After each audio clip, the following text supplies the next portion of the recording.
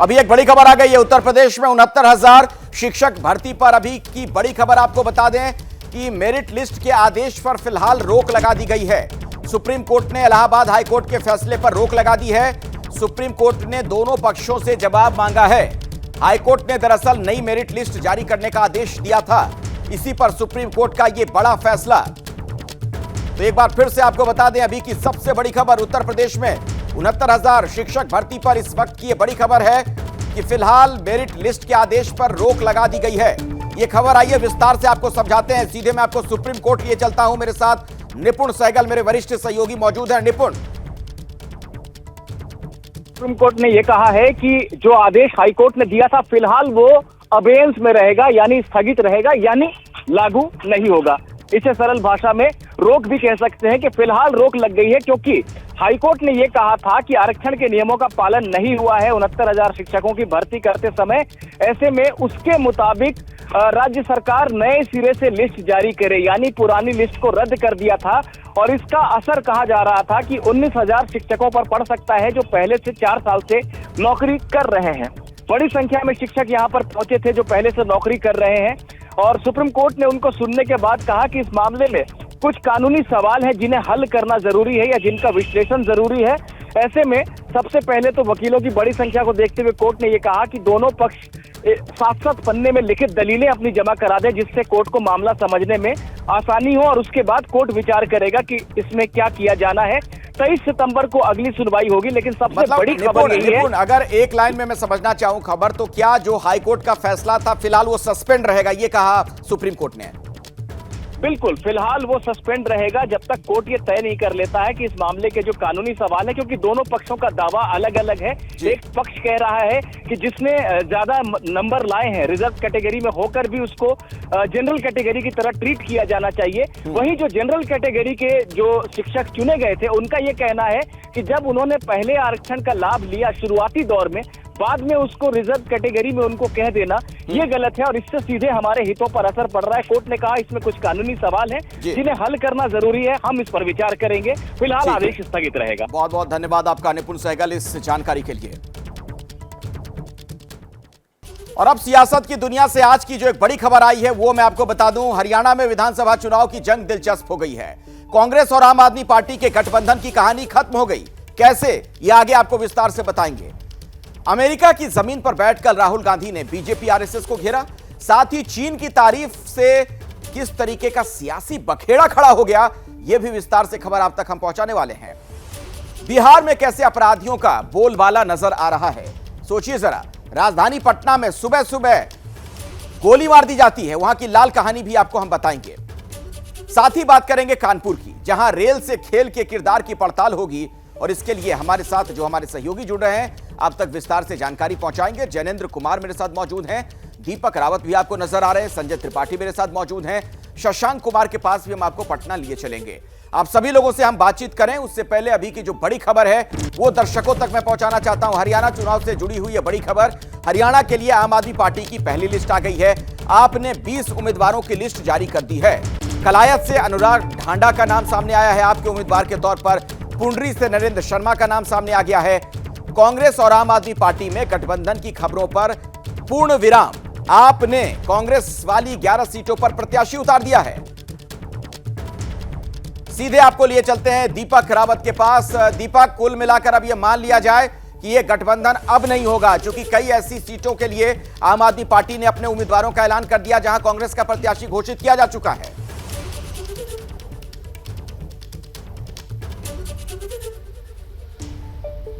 अब बिल्कुल सीधे तौर पर, क्योंकि सीधे तौर पर पहले ही आम आदमी पार्टी के सोर्स से बता रहे थे कि जो बातचीत का दौर चला था वो जिस स्थिति में शुरुआत के दौर में था उस स्थिति में अंत तक नहीं पहुंच पाया। आम आदमी पार्टी लगातार ये कह रही थी कि उसे बहुत ज़्यादा सीटें नहीं चाहिए, जितनी सीटों पर वो मजबूत है कम से कम वो सीटें उसे मिलनी चाहिए। पहले 10 सीटों पर आम आदमी पार्टी ने बातचीत की, 10 से 7 पे आई, 7 से 6 और 5 पर भी आ गई थी। लेकिन बात कहाँ बिगड़ी? बात बिगड़ी कम से कम कलायत और कुरुक्षेत्र की एक सीट पर, जहां पर आम आदमी पार्टी अपने दो बड़े चेहरे, जो कि हरियाणा के लिहाज से उनके जाने पहचाने चेहरे, उनको लड़ाना चाहती थी। खास तौर पर इसलिए क्योंकि अनुराग ढांडा जो पार्टी के उपाध्यक्ष हैं, वो चुनाव लड़ना चाहते थे। पार्टी समझ रही है कि वो जाने पहचाने नेता हैं, कई सालों से वहां पर काम भी कर रहे हैं, इसलिए उनको लड़ाया जाना चाहिए। लेकिन उनको वहां पर कांग्रेस सीट नहीं देना चाहती थी। वहां के जो जयप्रकाश हैं, वो अपने बेटे को चुनाव लड़ाना चाहते थे, और सीधे तौर पर जो आम आदमी पार्टी के सोर्स बता रहे थे कि जयप्रकाश अड़ गए थे कि अगर उन्हें वहां से टिकट नहीं दी गई तो वो अलग से चुनाव लड़ेंगे, निर्दलीय चुनाव लड़ेंगे, और इसका नुकसान जो है वो गठबंधन को होगा। तो कहीं ना कहीं बातचीत का दौर टूट चुका था। कल रात से ही बातचीत का दौर खत्म हो चुका था, ये आम आदमी पार्टी के सोर्स बता रहे थे। आम आदमी पार्टी के बड़े नेताओं का भी ये कहना है कि उन्होंने बहुत ज्यादा संयम बरता, बहुत ज्यादा इंतजार किया, उनका टाइम खराब किया गया। खराब इस तरह से किया गया कि अगर लिस्ट वो पहले जारी कर देती आम आदमी पार्टी तो उनके कैंडिडेट नॉमिनेशन के लिए जाते, उनके कैंडिडेट तैयारी करते, लेकिन वो गफलत की स्थिति अभी तक बनी हुई है। ऐसे में ज्यादा देरी न करते हुए आम आदमी पार्टी ने 20 उम्मीदवारों की लिस्ट जारी कर दी। लेकिन एक सवाल और भी है जैनेंद्र, आपसे ये मैं समझना चाहूंगा कि कांग्रेस के लिहाज से जरा बताइए, उनके दृष्टिकोण से आपके सोर्स क्या बता रहे हैं, क्यों नहीं गठबंधन हो पाया? क्या दिल्ली को लेकर भी समानांतर में कोई बातचीत चल रही थी, यहां सहमति नहीं बन पाई होगी, उसका असर दिख गया क्या हरियाणा में? नहीं, देखिए अखिलेश, बिल्कुल भी नहीं। ये माना जा रहा था कि अगर हरियाणा में अलायंस होगा कांग्रेस और आम आदमी पार्टी का, तो आगे चलकर 6 महीने बाद दिल्ली में जो विधानसभा के चुनाव होंगे उसमें भी अलायंस होगा। लेकिन अब हरियाणा में ही बात पटरी से उतर गई है, तो अब आने वाले समय में देखना होगा कि दिल्ली का क्या होगा। लेकिन फिलहाल हरियाणा के को लेकर जो बात हो रही थी, उसमें दिल्ली के को लेकर साथ में कोई चर्चा नहीं हो रही थी।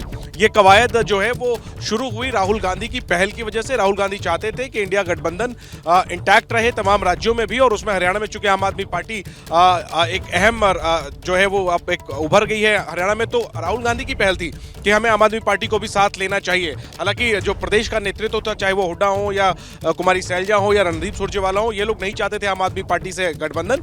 लेकिन फिर भी राहुल गांधी की पहल की वजह से बातचीत दोनों पार्टियों के आला नेताओं ने की, केसी वेणुगोपाल और राघव चड्ढा, और इसके बाद राघव चड्ढा और दीपक बाबरिया जो प्रभारी है हरियाणा कांग्रेस के, इन दोनों के बीच में 4 से 5 राउंड की बातचीत हुई।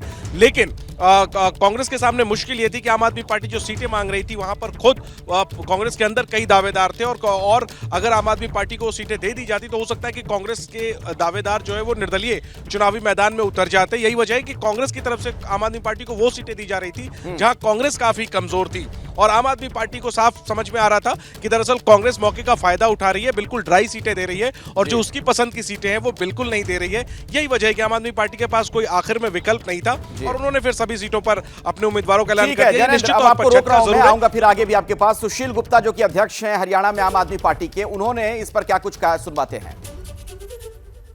आम आदमी पार्टी 90 सीटों के ऊपर अपना चुनाव लड़ेगी और पूरी ताकत के साथ चुनाव लड़ेगी। इस चुनाव का उद्देश्य हरियाणा के अंदर व्यवस्था को बदलना है। एक बार फिर से आपको दीपक रावत के पास लिए चलते हैं। दीपक, कुल मिलाकर बात नहीं बन पाई, तो अब सवाल तो यह भी खड़ा होगा जो इसके पहले जनन से भी मैं सवाल पूछ रहा था, क्या इसका इंपैक्ट फिर दिल्ली में भी आएगा, क्योंकि यहां भी तो चुनाव होने वाले हैं आने वाले कुछ महीनों में।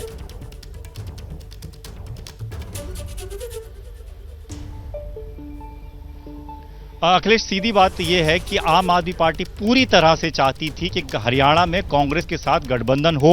इसके लिए सबसे बड़ा प्रयास जो है आम आदमी पार्टी ने किया। आम आदमी पार्टी को ये लग रहा था कि अगर गठबंधन में चुनाव लड़ते हैं तो खासतौर पर दिल्ली से सटे जो इलाके हैं या पंजाब से सटे जो इलाके हैं, वहां पर आम आदमी पार्टी को फायदा मिल सकता है। इसलिए आम आदमी पार्टी आखिरी दम तक कोशिश करती रही। हालांकि कांग्रेस ने शुरू से ही इंटरेस्ट अपना कम दिखाया था आम आदमी पार्टी को लेकर, और जैसे जैनेंद्र बता रहे थे कि जब राहुल गांधी ने बोला तब जाके आम आदमी पार्टी के साथ इस चर्चा पर बैठी है, टेबल पर बैठी है कांग्रेस। लेकिन सीधे तौर पर संकेत इस बात को लेकर भी मिल रहे थे कि दिल्ली में भी आम आदमी पार्टी गठबंधन को लेकर तैयार हो सकती है अगर हरियाणा में कुछ सीटें दी गई। लेकिन अब मैसेज बहुत साफ है, आम आदमी पार्टी ने जो प्रयास किया उसमें विफल रही, तो दिल्ली में भी जब चुनाव होंगे कुछ ही महीनों बाद जो होने हैं, उसमें भी आम आदमी पार्टी हरियाणा की तर्ज पर यहां पर भी कोई गठबंधन नहीं करेगी, क्योंकि यहां पर विरोध के सुर पहले से ही शुरू हो गए हैं। यहां सोमनाथ भारती हो, तमाम दूसरे विधायकों वो पहले ही कह चुके हैं कि हमें कांग्रेस के साथ कोई गठबंधन नहीं करना है, कांग्रेस को हटाकर हमने दिल्ली की सत्ता हासिल की है, और यहां पर अगर गठबंधन होता है तो उसका नुकसान आम आदमी पार्टी को सबसे ज्यादा होगा। तो अब तो सवाल भी ये भी पूछा जाएगा ना कि ये जो संविधान बचाने की लड़ाई थी, एक छतरी के नीचे सभी लोग आए थे, क्या हुआ, क्यों अपने अपने रास्ते अब जाते हुए सब नजर आ रहे हैं।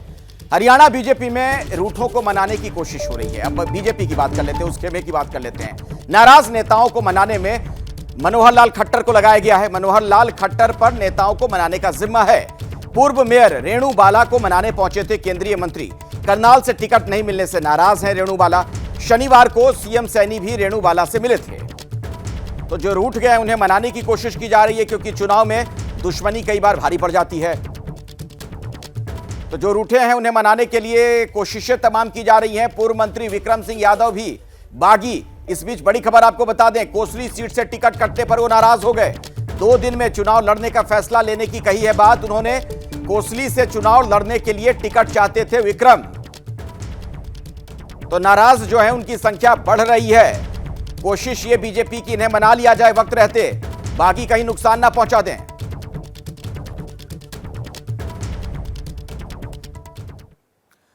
अब अगली खबर, अमेरिका के डलास में राहुल गांधी का बयान सामने आया है। प्रधानमंत्री और बीजेपी पर राहुल ने डायरेक्ट अटैक किया। अब प्रधानमंत्री से कोई नहीं डरता, यह कहा राहुल गांधी ने। चुनाव के बाद बीजेपी का डर खत्म हुआ। राहुल गांधी ने यह बात भी कही, भारत के लोगों ने लोकतंत्र को समझा है। अमेरिका से प्रधानमंत्री मोदी पर बरसे हैं राहुल गांधी। भारत के पीएम संविधान पर हमला कर रहे हैं और आरएसएस पर भी राहुल गांधी ने निशाना साधा। People understood what I was saying.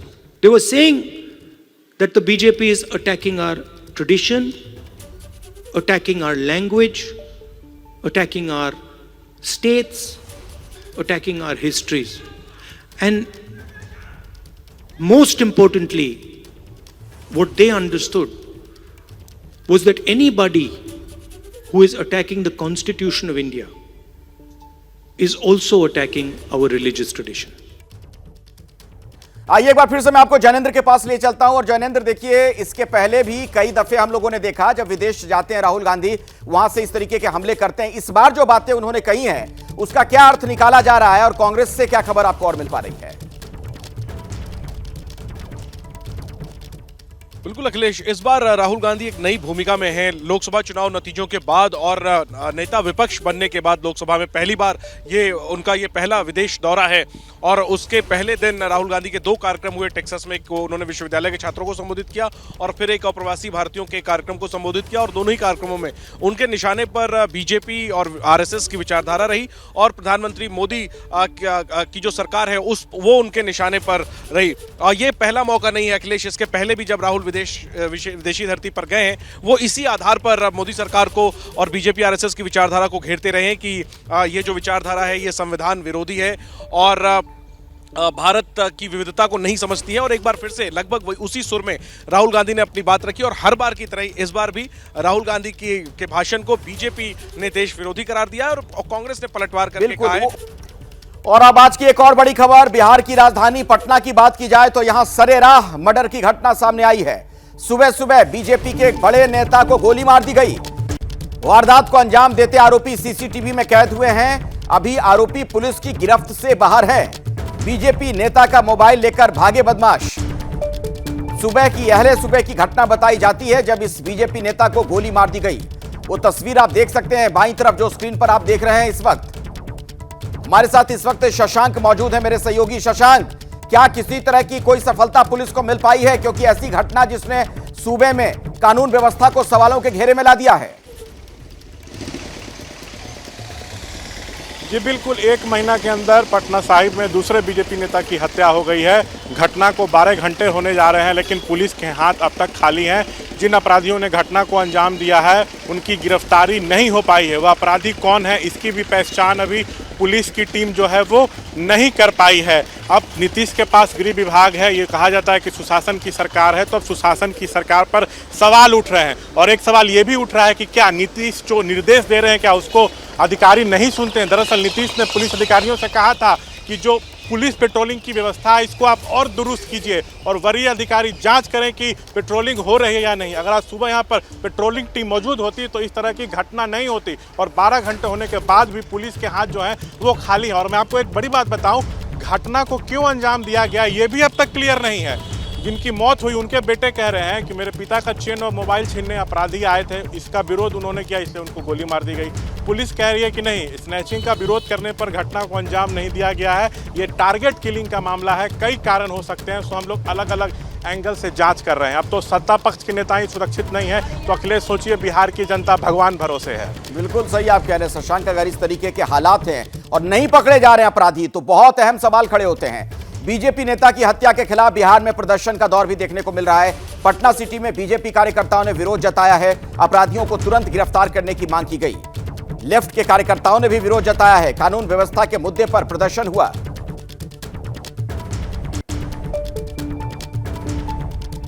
तो अपराधियों को तुरंत गिरफ्तार किया जाए, ये मांग की जा रही है। ये तस्वीरें आप देख रहे हैं, वहां पर सड़क पर उतर आए बीजेपी के नेता। उस सूबे में बीजेपी का ये प्रदर्शन हो रहा है कानून व्यवस्था को लेकर, जहां उन्हीं की सरकार है। और अब खबर कानपुर से, जहां आज एक बहुत बड़ा रेल हादसा टल गया। दरअसल कालिंदी एक्सप्रेस को डिरेल करने की साजिश रची गई थी। हादसे के लिए रेलवे ट्रैक पर बाकायदा सिलेंडर रखा गया था। घटना को लेकर जांच एजेंसियां सक्रिय हो गई हैं। आईबी से लेकर एटीएस, पुलिस, एलआईयू के लोग तफ्तीश में जुटे हुए हैं। नजदीकी गैस एजेंसियों में भी पड़ताल की गई है और लगभग 10 संदिग्धों को हिरासत में लिया गया। एटीएस के आईजी भी जांच के लिए घटनास्थल पर पहुंच चुके हैं। तो वक्त रहते ये चीजें पता चल गई, वरना बहुत बड़ा कोई हादसा भी हो सकता था। सीधे मैं आपको लिए चलता हूं, मेरे साथ मेरे सहयोगी संजय त्रिपाठी मौजूद हैं इसी खबर पर, कुछ और जानकारी आप तक पहुंचाएंगे। संजय, तहकीकात जो पुलिस की चल रही है, इसमें क्या बातें और सामने आई हैं? देखिए, अभी उस बारे में कोई खुलासा तो नहीं कर रहा है, लेकिन 10 के करीब लोगों से पूछताछ की जा रही है। यूपी पुलिस के साथ साथ यूपी एटीएस भी इस पर काम कर रही है। और अभी खबर आई अखिलेश की एनआईए की एक टीम जो है वो घटनास्थल पर पहुंच रही है, जो बारीकी से पूरे मामले को देखेगी। जो चीज़ें मौके से मिली हैं, चाहे वो सिलेंडर हो या वाइट पाउडर हो या मिठाई का थैला हो या अन्य जो भी सामान है, उन सबकी बारीकी से पड़ताल करेंगे और देखेंगे कि आखिरकार किस प्रकार का विस्फोट करने की कोशिश की गई थी।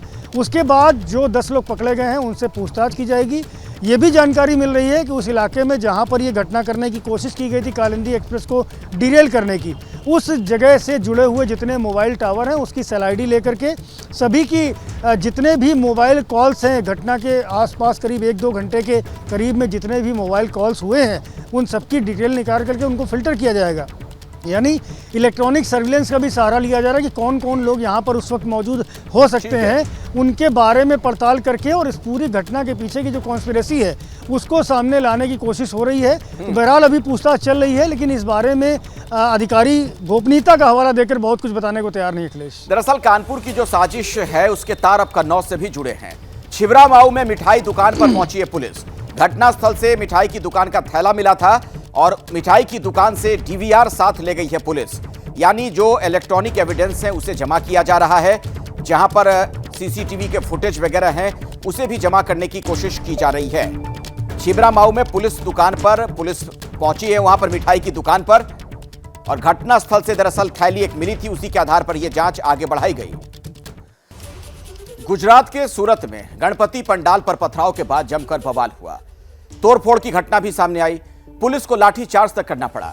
माहौल बेहद गर्म हो गया, जिस पर काबू तो पा लिया गया, लेकिन इसके बाद बारी उन पत्थरबाजों की आई जिन्होंने अच्छे खासे शांत माहौल को सुलगाने का प्रयास किया। पुलिस ने 28 आरोपियों को गिरफ्तार कर लिया है, उनका पूरा हिसाब किया गया। दरअसल बात इतने पर खत्म नहीं हुई, पत्थरबाजों का इलाज बुलडोजर के जरिए भी किया गया। तो देखिए किस तरीके से त्योहार के मौके पर साजिशन माहौल को खराब करने का प्रयास किया गया, लेकिन इस मामले में पुलिस ने फौरन कार्रवाई की है। कईयों को पकड़ा गया। ये देख सकते हैं तस्वीरें आपके सामने। गुजरात के सूरत की घटना है, जहां गणपति पंडाल पर पथराव की घटना हो गई थी। इसके बाद पूरे इलाके में तनाव व्याप्त था। माहौल बहुत गर्म हो गया था, जिस पर काबू पा लिया गया है। और अब आपको हरियाणा की रेस में बृजभूषण और विनेश की सीधी टक्कर दिखाते हैं। एबीपी न्यूज ने दोनों शख्सियत का एक्सक्लूसिव इंटरव्यू किया। दोनों से आरोप प्रत्यारोप पर खुलकर बात हुई। तो सबसे पहले बृजभूषण को सुनिए और फिर उसके बाद विनेश फोगाट का भी जवाब आपके सामने होगा।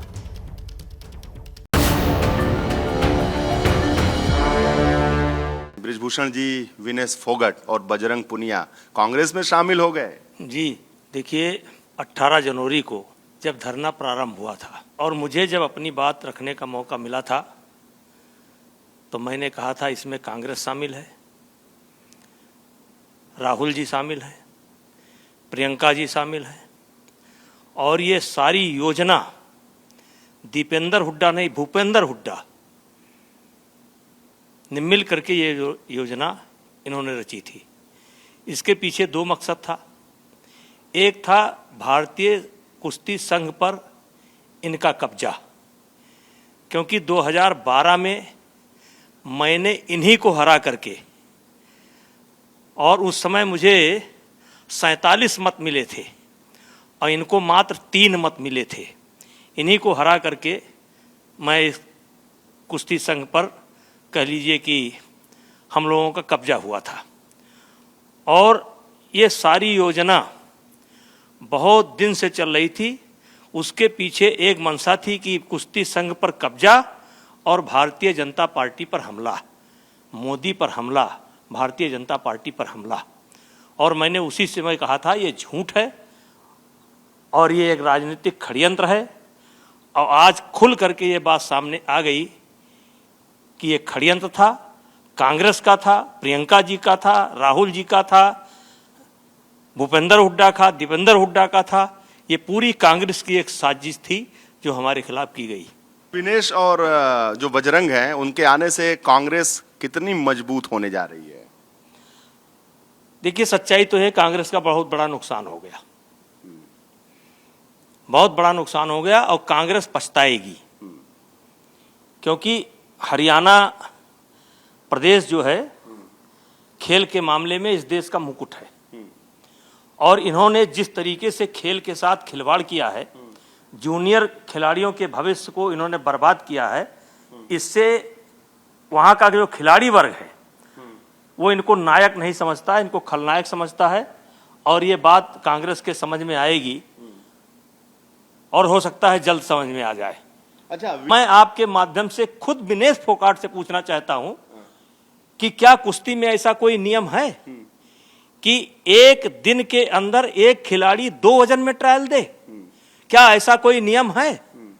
आप रूल की बात करती हैं, नियम की बात करती हैं, क्या ऐसा कोई रूल है? और यही नहीं, 5 घंटे तक आपने ट्रायल नहीं होने दिया। और 53 वेट कैटेगरी में जब आप लड़ी, वो भी नियम के विरोध में लड़ी, तो 10-0 से कुश्ती आप हार गई। और उसके बाद आप 53 की जगह पर आप 50 केजी में आ गई और आप 5-0 से कुश्ती हार रही थी। ये रेलवे के रेफरी जो है बधाई के पात्र हैं, जिन्होंने हारी हुई कुश्ती को जिता दिया। आपको नहीं लगता कि आपके खिलाफ एक बड़ी साजिश थी? देखिए, मेरे खिलाफ एक बड़ी साजिश थी, और इस साजिश मेरे खिलाफ तो थी, जैसे एक कुश्ती संघ पर कब्जा, और दूसरा मेरे माध्यम से ये भारतीय जनता पार्टी पर भी एक हमला था। क्योंकि मैं राम जन्मभूमि आंदोलन में भी बढ़ चढ़ करके हिस्सा लिया हूं। 89 में जेल गया, 90 में जेल गया, 6 बार सांसद बना, पत्नी सांसद बनी। तो कहीं ना कहीं भारतीय जनता पार्टी में बहुत बड़ा तो नहीं, लेकिन एक छोटा सा स्थान हमारा था। इस देश के प्रधानमंत्री हमको जानते हैं, इस देश के गृह मंत्री हमको जानते हैं, देश का हर बड़ा नेता जानता है, संघ के लोग हमको जानते हैं। तो ये हमारे बहाने हमारी विचारधारा पर हमला था, पार्टी के विचारधारा पर हमला था, और पार्टी के मतलब पार्टी के ऊपर सीधे सीधा हमला था। दबंग बृजभूषण सिंह को दबाने की ये कोशिश थी। अब दबा तो नहीं पाए,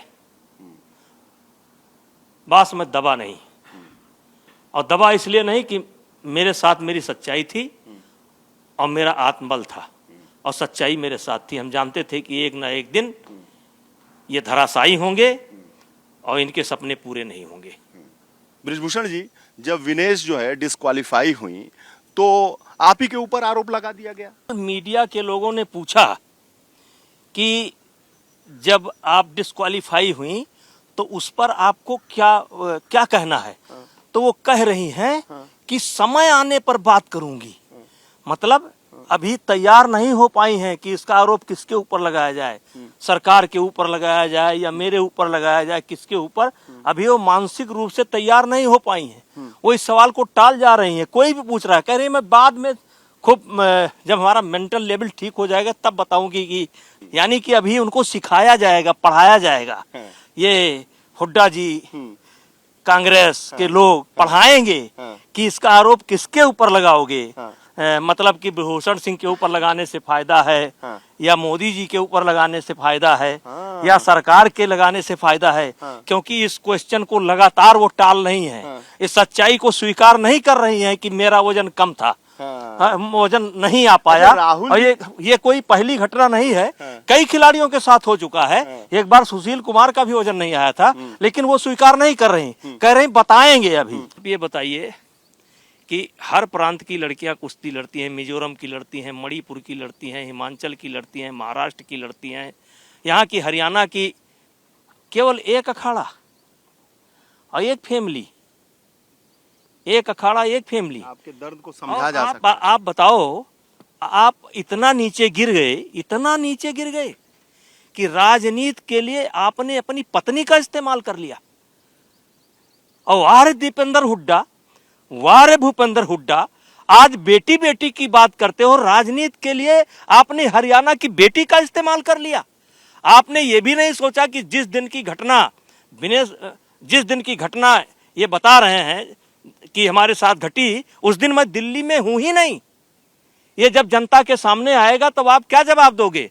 मैं तो धिक्कारता हूं ऐसी राजनीति के लिए कि आप बेटी बेटी करते हैं, बेटी का सम्मान करते हैं। आप राजनीति के लिए बेटी की इज्जत बेच दी आपने, बेटियों को बदनाम कर दिया आपने, खिलाड़ियों को बदनाम कर दिया आपने। और इनको शर्म नहीं लगती है कि बजरंग कहता है कि मेरे पत्नी के साथ हुआ, विनेश कहती है कि मेरे साथ हुआ, जबकि दोनों घटनाओं के समय हम दिल्ली में है ही नहीं। एक घटना के समय हम सर्बिया बैठे हैं, एक घटना के समय हम सर्बिया बैठे हैं, दो घटना के समय हम लखनऊ में बैठे हैं, और घटना घट गई तो ये आने वाले समय में देश देखेगा। भूषण जी, हरियाणा में इसका जवाब देने आप जाएंगे? चुनाव ये लोग लड़ ही रहे हैं। देखिए, ये तो पार्टी का निर्णय होता है, लेकिन अगर मुझको पार्टी कहेगी तो मैं जरूर जाऊंगा। और खेल के कारण हरियाणा जो है देश का मुकुट है, और उस मुकुट के सामने मैं अपना सर झुका सकता हूं, झुकाऊंगा जाकर के, और बताऊंगा कि आपने इन लोगों ने कितना नुकसान किया है, और हरियाणा के बेटियों को कितना बदनाम किया है, खिलाड़ियों को कितना बदनाम किया है, दुनिया में बदनाम किया है। दुनिया उंगली उठाने लगी हमारे खिलाड़ियों के ऊपर। चुनाव में विनेश का क्या होगा? नहीं, विनेश का सुनिए, जब विनेश फोगाट इतने मेडल, और जिस समय हम उनके साथ हरकत कर रहे थे, क्या एक थप्पड़ खींच करके मार नहीं सकती थी? क्या मुझको पटक नहीं सकती थी? क्या मुझसे झगड़ा नहीं कर सकती थी? क्यों चुप थी? और हमको तो लगता है कि विनेश फोगाट को जनता सबक सिखाएगी, क्योंकि उन्होंने हरियाणा की बेटियों को बदनाम किया है। बृजभूषण शरण सिंह के दिल की बात एबीपी न्यूज के साथ बिश्नोहरपुर से कैमरामैन हरिओम के साथ वीरेश पांडे। अब ये जुलाना विधानसभा क्षेत्र में ये मंदिर है, ये निराकार मंदिर है, कोई मूर्ति नहीं। जब से मंदिर का निर्माण हुआ है यहाँ पर लगातार चुनाई चलती आ रही है। और देखिए, अब यहाँ पर ये लिपा हुआ जो गांव का एक और मिजाज अंदाज होता है, लिपी हुई सीढ़ियां हैं, और इन सीढ़ियों से अब हम ऊपर चढ़ेंगे। यहाँ पर सत्ता के शिखर पर चढ़ने की हर कोई कोशिश कर रहा है, वो कांग्रेस हो या बीजेपी हो। और खेल के शिखर पर तो चढ़ गई थी विनेश, लेकिन राजनीति के शिखर पर चढ़ पाएंगी या नहीं, ये अभी हम उनसे बात करने वाले हैं। अरे सांस मारे चढ़वा दिए, चुनाव आप लड़ रहे हो और सांस मारे चढ़वा दिए। हाँ विनेश, सत्ता के शिखर पे चढ़ना है? नहीं सर, लोगों के दिलों पर राज करना है, और वो हो गया है। हमारे लोग पूरा प्यार और सम्मान दे रहे हैं। ये पहलवानी का अखाड़ा छोड़ के ये राजनीति में क्या करना आगे? मैं आई नहीं हूँ, मैं बुलाई हूँ। मतलब ना, जितने भी लोग मिल रहे थे सबकी, बेटा अब तुम्हें आना पड़ेगा हमारे बच्चों के लिए। ये तो मोदी जी से सीख लिया। मेरे को गंगा मैया ने बुलाया है, आप कह रही हैं जनता ने बुलाया है। कम से कम नहीं, मैं झूठ नहीं बोल रही हूँ। बहुत सारे लोगों ने कि नहीं आपको आना चाहिए, आपको आना चाहिए। मेरा बिल्कुल विचार नहीं था इस चीज के ऊपर, ना कभी जिंदगी में सोचा था, क्योंकि मुझे भी बहुत डर लगता है इन चीजों से। और सोशल लाइफ बहुत टफ लाइफ है। हम एथलीट के लिए तो बहुत ही ज्यादा मुश्किल है। तो राजनीति में आई हो, आरोप तो झेलने पड़ेंगे। पहले तो अपने प्रतिद्वंदियों के दांव पेच, उनकी काट ढूंढनी थी। अब ये जुबानी तीर जो चलेंगे ये चलने शुरू हो गए हैं कि ना जी कांग्रेस का षड्यंत्र था, कांग्रेस वाले ने बिठा दिए थे ये पहलवान, और अब ये आगे राजनीति में देखो जी 2 + 2 4 हो गया, हैंस प्रूव्ड। सबसे पहले तो जब धरने पे बैठे थे ना सर, तो बीजेपी के 2 लोगों ने परमिशन लिया था जंतर मंतर पे बैठने का, तो वो तो ये पॉइंट ही नहीं है कि किसने बिठाया था, किसने तो आपकी बीजेपी ने पॉलिटिक्स की थी, हमने तो की नहीं। हम तो सच्चे मन से एक अच्छी भावना से बैठे थे, हमें हमारे साथ ही गेम कर गए उनके लोग ही, वो अलग बात है, लेकिन वो लड़ाई हमने छोड़ी नहीं, उस लड़ाई में हमने हार नहीं मानी है। अभी इतना सब हो रहा है ना, हमारे को कुछ तो ऐसा चाहिए ना जो हम इन दुश्मनों से, जो बड़े बड़े दुश्मन, उनसे कैसे लड़े। हमें वो इतनी ताकत नहीं हो रही है ना, उनसे लड़ने के लिए भी तो हमें भी तो ताकत चाहिए ना। हमें भी तो कोई जो वो बैक सपोर्ट ले रहा है बीजेपी का, हमें भी तो कुछ ऐसे चाहिए ना सपोर्ट। बैक सपोर्ट क्या, वो तो सांसद भी रहे हैं, अब उनका बेटा सांसद हो गया। वो तो कह रहे हैं कि ये विनेश आरोप लगा रही है, अगर मैंने ऐसा किया होता मेरे मुंह पर थप्पड़ मारती, थप्पड़ क्यों ना मारा उस टाइम। वही तो हमारी गलती रहेगी ना सर। ये लगा लो परमात्मा ने इतनी हिम्मत पहले नहीं दी, इतनी दे देते तो शायद बहुत सारी बच्चियां बच जाती। अभी थप्पड़ मारने का भी टाइम आएगा, सब कुछ आएगा। अभी वो बोलते हैं ना कि हरियाणा में एक हिंदी में कहावत है कि नाई के बाल है तो अभी आगे गिर जाएंगे, उसका तो भी रिजल्ट आ जाएगा। इतना क्यों डर रहा है वो, अभी इतना बौखला क्यों रहा है। ब्रजभूषण तो कह रहे हैं कि ये ऐसी राजनीति कर दी, ऐसा खेल करा विनेश ने, हमारे तो 5-5 मेडल आते हैं रेसलिंग में, और इन्होंने वो मेडल नहीं लेने दिए। नहीं सर, ये तो अपना मेहनत के ऊपर संघर्ष पे होता है सबका। वो मैं कौन मेडल लेने से रोकने वाला, अगर ऐसा लेने देने से मैं ही कर लेती, अपना ही ले आती मैं, है ना। वो तो सबकी मेहनत है, और वो तो अच्छा किया है। पर आपने तो जीत लिया था मेडल, वो 100 ग्राम वह कहानी कद सामने आएगी, अभी तक लोग ये मानने को तैयार नहीं। अगर भाई 100 ग्राम के पाछे मारा स्वर्ण या रजत पदक कैसे मारा गया। सर बिल्कुल कहानी है बहुत बड़ी। मंदिर में खड़ी हो आप, निराकार मंदिर में? नहीं, बिल्कुल मंदिर में खड़े हैं। कहानी है बहुत बड़ी, एक कहानी है, और उसको जरूर बताएंगे। और वो मुझे ही बताएंगी एबीपी न्यूज पर? नहीं, बिल्कुल बताएंगे। बहुत गेम तो बहुत क्या बताइए ना इन्होंने, इनका बस चले तो पता नहीं क्या कर देते, लेकिन परमात्मा ने इतना बड़ा आशीर्वाद। कानूनी लड़ाई भी लड़ी जा सकती थी वहां पुरजोर तरीके से, उसमें बहुत हीला हवाली हुई, बहुत देरी हुई। इनको मौका मिल गया ना, मौका मिल गया। पेट में दर्द हो रहा था, ये विनेश कैसे जीत गई, इसने सुसाकी को कैसे हरा दिया, जिसको कोई दुनिया में हरा नहीं पाया। वही इनको प्रॉब्लम हो रही थी इस चीज से, और काफी ये जो बाद में भी जो कोर्ट केस किया वो मैंने किया है, उसके बाद में लॉयर आए हैं सरकार ने, वो दिखाने के लिए लॉयर भेज दिए हैं। जो होना चाहिए था वो नहीं हुआ, जो बोल रहे हैं वो सब सच नहीं है। जो इनसाइड जो मुझे पता है क्या हुआ था, कितना राजनीति में आने का एक बड़ा कारण क्या ये भी है, ये इंसाफ की लड़ाई पुरजोर तरीके से लड़ पाओ, वरना एक खिलाड़ी 2 दिन आदमी पूछे बाद में भूल जाए। यही सबसे बड़ा रीजन है, यही है मजबूरी है, हमारी मजबूरी है। रोड पे जाए तो उधर से फेंक रहे हैं, ओलंपिक्स में जाए उधर से टांग खींच रहे हैं, जाए तो जाए कहाँ जाए आप बताओ। चुनौती के लिए तैयार है, ये चुनौती के लिए तैयार किसने करवाया? राहुल गांधी ने करवाया, दीपेंद्र हुड्डा ने, भूपेंद्र हुड्डा ने, या आपके वर्स हाफ, बेटर हाफ तो आप हैं, सोमवीर राठी ने? तैयार किसने कराया, या खुद मन बनाया? सुनो सबकी करो मन की, अपने मन की कर रही है। लेके कोई नहीं आया जबरदस्ती, सभी ने मेरे पे छोड़ा था कि आपको क्या करना है देखो। मैंने ही डिसीजन लिया ये, हमने मतलब मैं बजरंग साक्षी बैठे थे ऐसे, हमने ही सोचा कि इसके अलावा रास्ता नहीं है आपके पास में। ये तो ऐसी सिचुएशन में है, अगर मैं 2 साल पहले अगर हम जंतर मंतर पे नहीं बैठते, ये सब नहीं होता। वहां से जिंदगी ने जो यू टर्न लिया है, जो सीखा है अच्छा बुरा, उसके बाद ये सब डिसीजन। जैसे ही घड़ी का काटा दोपहर 2:30 पे आए, बबीता जी का दिल सास बहू साजिश के लिए मचल जाए। और ये है इनकी बहू, पूरे दिन ऑफिस की टेंशन हो जाए गॉन जब ये करें अपना फेवरेट शो फ्री टाइम पे ऑन। इनकी तरह आप भी देखें अपना फेवरेट शो अपने टाइम पर, और डाउनलोड कीजिए एबीपी लाइव ऐप अपने स्मार्ट टीवी पर।